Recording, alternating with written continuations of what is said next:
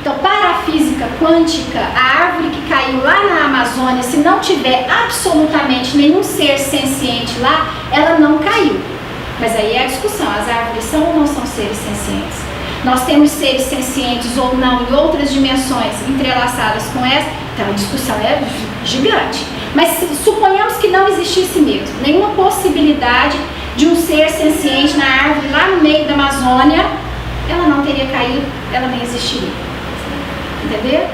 Quer dizer, já falei, é uma discussão gigante. Eu quero que vocês saiam daqui muito bagunçados. Se vocês saírem daqui falando pra mim que vocês entenderam tudo, eu nunca mais dou palestra na minha vida. De verdade. Porque não tem jeito para começar. E não é essa a ideia. A ideia é provocar a vontade de vocês de correrem atrás disso. Tá? Bom, então é a física das possibilidades e das escolhas. Nós escolhemos o tempo inteiro. O tempo inteiro. Para nós, não é assim, penso, logo existo. Para nós é escolho, logo existo. Mas então eu escolhi coisas terríveis na minha vida? Sim. Sim. Inconsciente, talvez, do ponto de vista racional, do ponto de vista do conhecimento que você tem de você, você pode ter escolhido nesse nível mais inconsciente, mas a escolha é sua. Em algum momento, em alguma manifestação, em algum trauma, em alguma experiência, nessa e em outras vidas, porque isso também não se discute mais. Bom, não localidade é um princípio importante, porque o que a não localidade fala? Ela fala que nós não precisamos, para nos comunicar as informações entre nós, eu não preciso de telefone celular, eu não preciso de nada. As informações do nosso campo estão absurdamente misturadas nesse momento, porque nós estamos muito próximos uns dos outros. E eu e a Kátia, o telefone funcionou sem linha, sem satélite, sem a torre do celular. É um exemplo, usando como exemplo. Né? Então essa é a experiência de não localidade. Como que ela foi feita? Isso foi em 1994, Jacobo Greenberg. Ele era um mexicano da Universidade de Novo México, pesquisador. Ele começou a fazer pequenas experiências com gaiolas de Faraday. Essas gaiolas de Faraday são gaiolas mesmo, aonde se colocam pessoas e sei lá o que eles quiserem testar. Seriam como a caixa de chumbo e a criptonita do super-homem. Aquilo não irradiaria aquela energia ruim para enfraquecer o super-homem. Então ali não passaria nenhum tipo de informação nessa gaiola de Faraday. Se nós funcionássemos localmente, aí a gente precisaria sim de um satélite para captar aquilo, transmitir, enfim. Mas então, ele foi trabalhar com isso. Aí ele colocava as pessoas meditando numa sala juntas, pessoas que nunca se conheceram, escolhidas aleatoriamente. E depois uma delas ia para a gaiola de Faraday, as duas iam para a gaiola de Faraday, só que uma ia ser estimulada. Ia ser estimulada visualmente, sonoramente, enfim. Eles estimulavam essa pessoa. E por um tempo que eles mensuravam aquele eletroencefalograma, era quase sobreposto. Eu podia ter trazido um slidezinho o que foi, né, o básico lá da pesquisa, mas eu esqueci agora.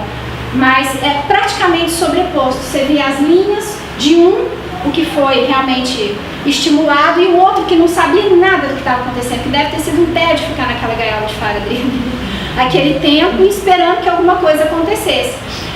A mensuração dele era praticamente idêntica do outro. Então, isso já foi repetido, gente, ó, com N variações, tá? Isso aqui é o experimento básico. Aí ele liga para o meu professor e falou assim: eu acho que aquela teoria sua da consciência cria matéria, da não localidade, eu consegui comprovar. Aí os dois começaram a escrever sobre isso. Então isso é coisa antiga, é lá dos anos 90, né? Então isso é o princípio de não localidade. É a história do sexto sentido. As mães têm muito isso. Algumas mães, né? Não vamos mistificar a mãe também, não só porque é dia das mães amanhã. Algumas mães têm isso. Algumas. Tem pais que têm muito mais. Porque não depende dessa questão de ser homem ou ser mulher. Porque isso é inerente a nós. Não depende? Energias. Não. Eu sempre achei que mulher tivesse mais coisa. Isso não é verdade. Isso é criação. Não é verdade. Não é. Mas talvez pela relação dessa mãe com esse filho, né? porque ficou na barriga, isso, né, tem a possibilidade de ser um pouco maior. Mas isso não é verdade do ponto de vista que só é assim não é verdade. Até porque os pais hoje, graças a Deus, estão se apropriando do papel deles, né? E cada vez mais precisa. Então, eles estão também entrelaçando nessa possibilidade. Então, assim, mas é isso, às vezes a gente sente alguma coisa e que a pessoa não está bem, você liga e estava um caos, realmente, né? Todo mundo já passou por uma situação dessas. Isso é na localidade, né? Ninguém me contou, ninguém bateu na minha porta, não me mandou uma carta, não me mandou um e-mail, nem me telefonou literalmente com os aparelhos, eu simplesmente senti e não sei de onde que vem isso. E às vezes, dependendo da sensibilidade treinada da pessoa ou da sensibilidade espontânea da pessoa, ela vê coisas literalmente acontecendo naquele momento. Ah, ela entra num buraco de minhoca? Talvez, isso também não tem como comprovar, né? Mas talvez ela entre numa dobra do tempo, não sei. Só sei que acontece e nós precisamos olhar para isso. Porque em muitas escolhas que a gente vai fazer, a gente sabe que não deveria ter feito, para que faz? É treino do mesmo jeito que a gente se treinou a ficar cego, que a gente se treinou a ficar rígido. A gente precisa se treinar a abrir, experimentar outras coisas. O entrelaçamento quântico é assim, é basicamente assim. Nós nos criamos ao mesmo tempo. Eu só posso estar aqui me manifestando nesse sonho, nessa dimensão, porque vocês me criam. E vocês só estão aqui porque eu também estou criando vocês. Óbvio que nós estamos fechando um quadrado para tentar ser o mais didático possível, mas tem N pessoas criando vocês nesse momento, mantendo a existência manifestada de vocês nesse momento que não estão aqui. Assim comigo, assim com essa clínica. Por que eu não posso parar o mal do mundo? Porque tem pessoas que continuam criando. Mas o que acontece com a gente quando a gente fica numa energia equilibrada? Começa a desequilibrar a energia para vocês verem. A gente desequilibra de vez em quando. É importante às vezes até desequilibrar para a gente perceber que a gente precisa ficar atento. Aí acontecem coisas na vida. Acontece, o gato fica cheio de cocô de passarinho. Trava a coluna, né? O carro. Sabe-se lá o que mais. Então, são coisas muito verdadeiras. Não é uma brincadeira de pensamento positivo, de ordem religiosa, para parecer que todo mundo é bonzinho. Não, a gente precisa se apropriar. Isso é um fenômeno que nós expressamos. É um fenômeno. Cadê a gente utilizar o fenômeno do jeito certo? Que é aprender a criar melhor, criar para nós e criar para o outro. Porque eu não crio sozinho, eu vivo numa coletividade. Deus, quando foi lá e criou esse outro que esqueceu, esse outro criou um monte de outros e virou essa bagunça, sabe-se lá a extensão disso. Você concorda que a desconstrução do mal ela é mais eficiente, propaga mais rápido? Não concordo. Porque toda vez que você for desconstruir o mal, você tem que focar nele. Você tem que esquecer a história do mal e começar a criar um bem. Entendeu a diferença? Não, eu entendi. Mas a propagação dessa energia que você foca no bem, ela chega a Avassala. Só que nós precisamos criar mais massa crítica do que nós temos agora. A gente já avançou na nossa massa crítica. Quer dizer, o peso disso que você está falando precisa ser maior. Ainda precisa ser maior. Mas tá bom. É que eu entendi errado, você me desculpa.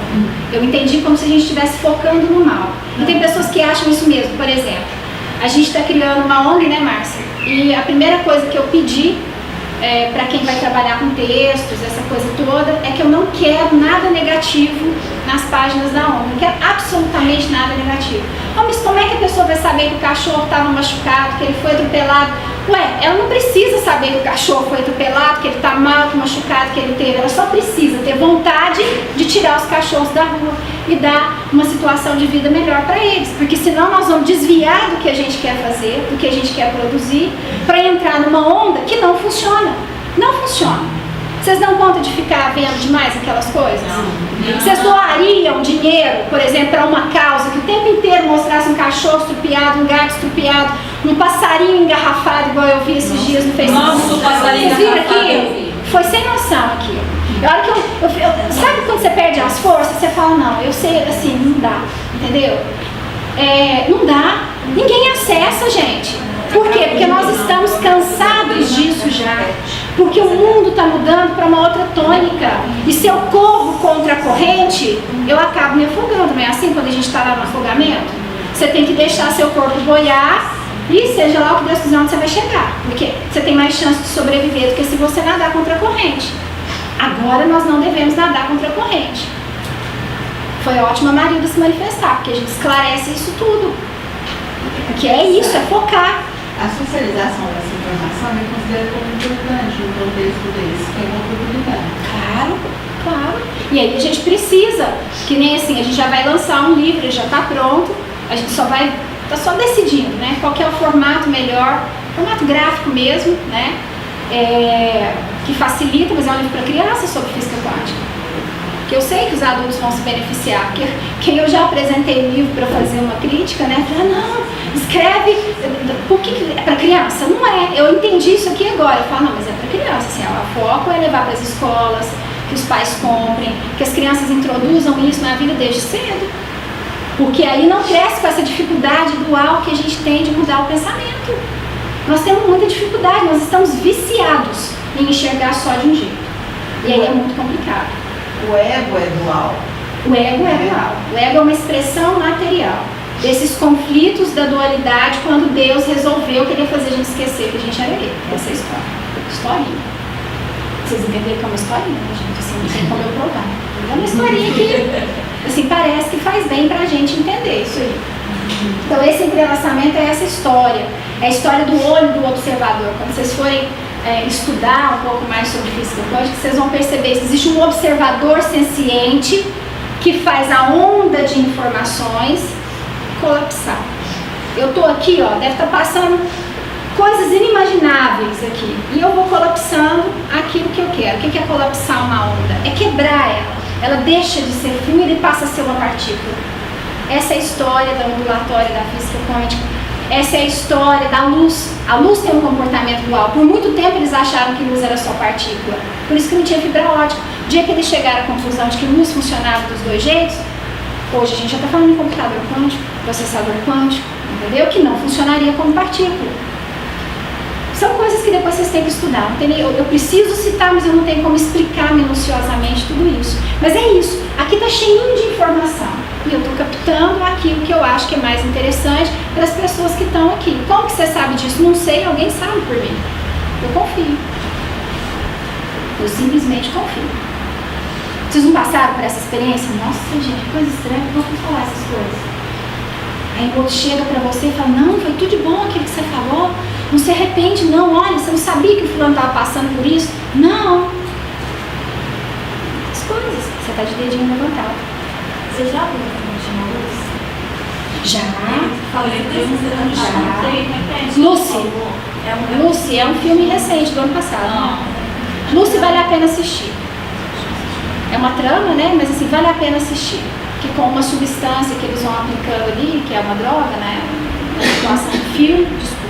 Mas essa droga, na verdade, ela não existe, né? Porque eu falei. Não. Ainda bem. Será que. Ainda bem. Ainda bem, com esse ego maluco nosso, nós não temos condição de nos apropriar de uma coisa dessa ainda não. Os animais que convivem conosco, eles já não são mais os animais tribais, né? Quer dizer, no habitat natural deles. Então, eles estão num processo representativo e também faz parte da evolução, não tem como negar, isso não é evolutivo, eu não consigo enxergar como isso, eu acho que é um viés, talvez evolucional, que a gente vai passar, mas isso é outra história, porque eles não estão mais nesse campo natural. Então a gente observa isso, por isso que vocês vão ter que tratar o dono também, vocês não vão poder tratar só o animal. E é uma coisa que, se vocês conseguirem ter firmeza nisso, vocês vão ajudar absurdamente a humanidade através do animal que vocês forem tratar. Porque tem gente que tem medo, fala, não vou falar isso pro dono, não, porque depois ele não volta aqui. Não, tem que falar. É bom que ele não volte, porque aí o seu campo vai ficando mais forte para aquelas pessoas que vão fazer a diferença. Senão eu começo a bagunçar. Eu tenho que ter foco. Agora eu quero acrescentar uma coisa no que a Marília falou. Questionar esse novo paradigma, assistir, ler, sei lá, rever todos esses conceitos é fantástico, mas experimentar o silêncio da escuta do universo é primordial. Então meditação, não importa a via que você vá experimentar essa história de meditação. Mas meditar é obrigatoriedade para ouvir todas essas informações mais altas, porque senão eu fico só no campo mental. Vai ter uma hora que isso não me sustenta mais para a transformação.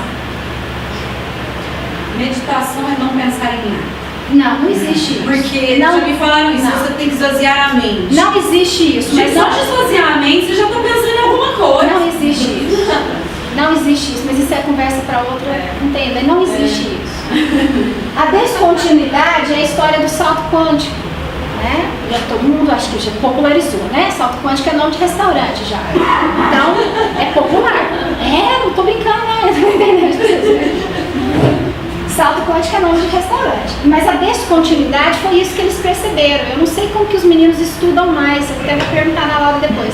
Mas na minha época a gente estudava camadas de energia, KLMNOP, né?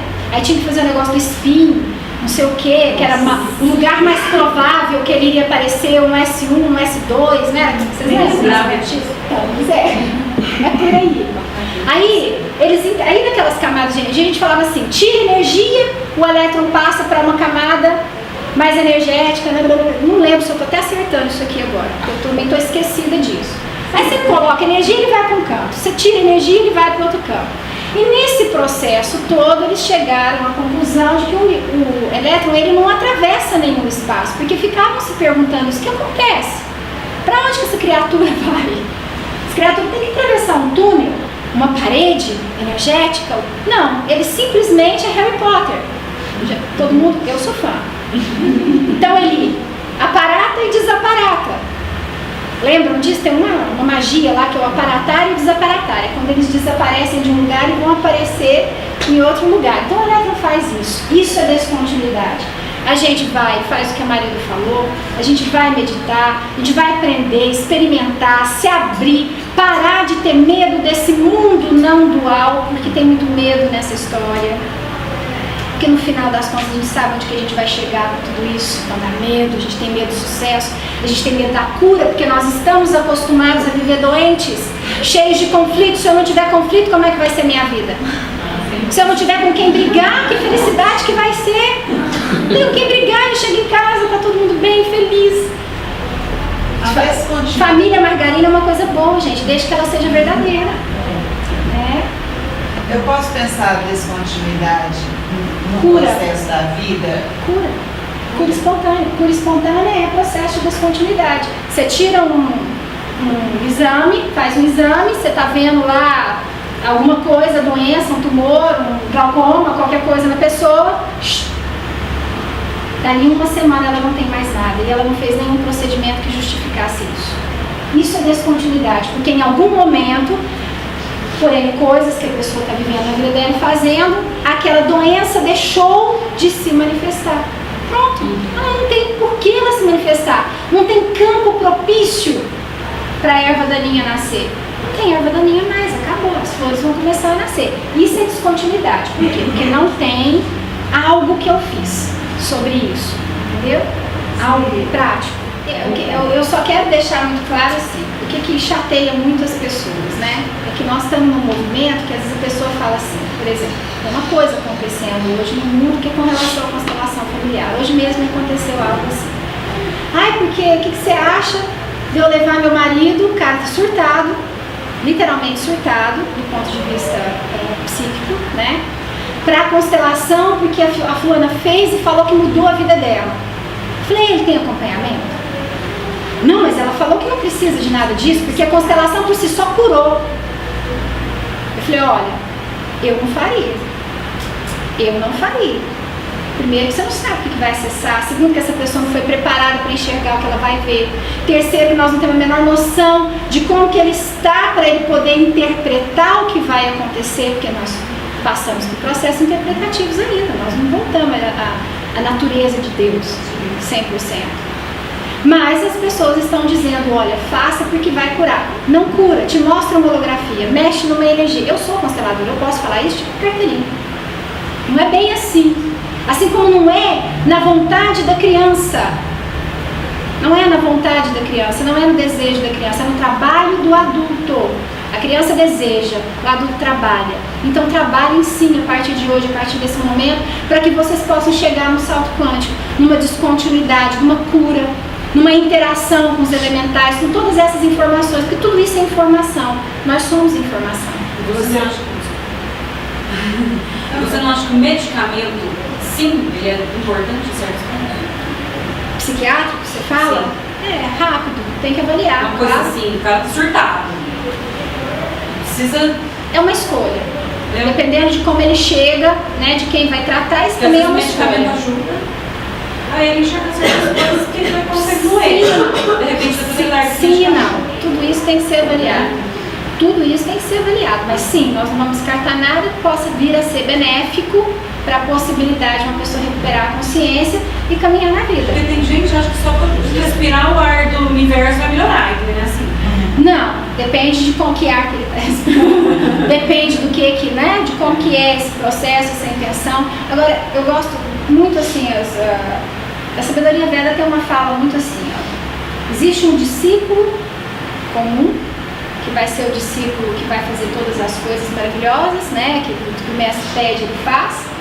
E existe o discípulo sincero, que às vezes ele não segue aquelas regras do mestre, mas ele é um discípulo sincero no processo de transformação dele. Então eu vou dizer para vocês que a palavra de ordem, a vibração de ordem, o significado de ordem nesse momento é sermos sinceros no nosso processo transformacional. E já vou avisando que isso não é para qualquer um. Por isso que não é qualquer um que se cura, assim, espontaneamente. Por isso que não é qualquer um que faz um processo revertendo coisas fantásticas, né, para o bem. Porque ele precisa ser sincero. O jogo do ego é muito complicado. Você citou o ego. O ego é uma coisa impressionante do ponto de vista psicopata. Se quer um psicopata dentro de nós, é o ego, é a estrutura egóica. Deixa lá, só aí eu faço. Eu acho que você falou uma coisa muito importante no slide passado aí, que é o comportamento repetitivo fortalecendo a mielina. Porque quando você tem uma mielina fortalecida, talvez por milênios, você não consegue uma descontinuidade. Você consegue ir amenizando o processo até que você consiga, por um viés, quanto mais você caminhar pelo trajeto uno, vamos dizer assim, não pelo trajeto dual, enfraquecer ou fragilizar a sua mielina. Aí talvez nesse momento você consiga uma cura ou uma descontinuidade, ou seja lá qual for o nome. Mas esse negócio de pensa positivo, assim, ele ajuda talvez no enfraquecimento da mielina, mas ele não traz para qualquer indivíduo algo só porque ela deseja. Concordo plenamente, porque esse é o desejo da criança. Lembra que eu falei? A criança deseja, o adulto trabalha. E trabalhar é sério, é grave. Trabalhar, a gente cansa, dá trabalho, a gente fica bravo, a gente fica frustrado, né? Tem que fazer N coisas complexas. Mas é trabalho do adulto. Faltam 15 minutos. E aí eu gostaria de passar isso para o animal, que a Márcia disse lá. Eu entendo que o animal, ele não tem o eu, né, vamos dizer assim, dentro do que a gente estuda pela antroposofia, ele teria até o corpo astral, então, Já evoluiu, gente. Mas eu fico pensando que a cura no animal, ela talvez seja muito mais fácil. Sim, porque nesse aspecto. ele não tem a questão egóica estabelecida igual a nossa. A dele ainda é representativa da nossa.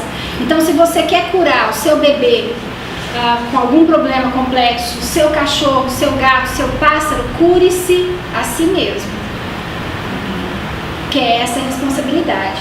Embora, se a gente fosse falar sobre animais especificamente, a gente ia ter que falar que eles têm memória de matilha, eles têm ancestralidade, eles têm N coisas que talvez a gente não tenha participado, e essa ancestralidade se misturou com os humanos, entendeu? O negócio é mais volumoso, mas sim, a cura deles é muito mais rápida. Tá lá meu shih tzu hoje de manhã com a história da acultura, né? Ele tava ruim, gente. Antropomorfismo demais do cachorro. Sim. Nossa.